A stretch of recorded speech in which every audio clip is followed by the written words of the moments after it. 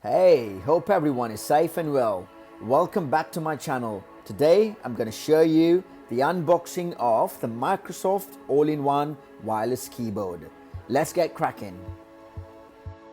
It's called all-in-one because in place of the numpad, you've got the touchpad. At the back of the box, it does tell you that it comes with AAA batteries and the USB receiver.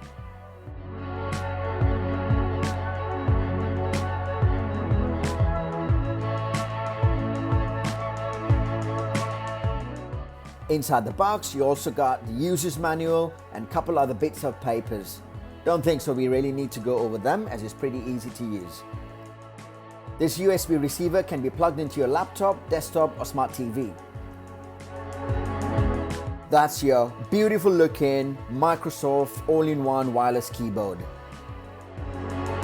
The keyboard's got a great design, the edges are smooth and it's pretty lightweight. It's got an additional left click button which comes in really handy when doing multitasking.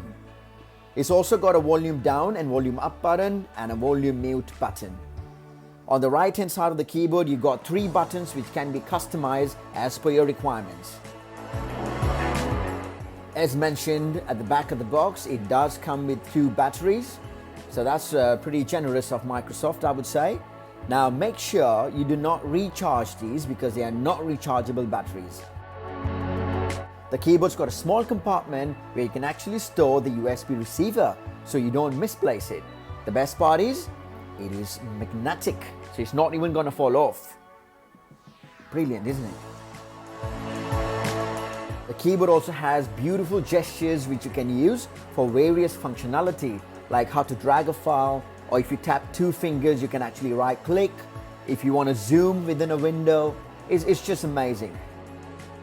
The buttons above the touchpad can be customized. For that you need to download a small piece of software from the link that you see.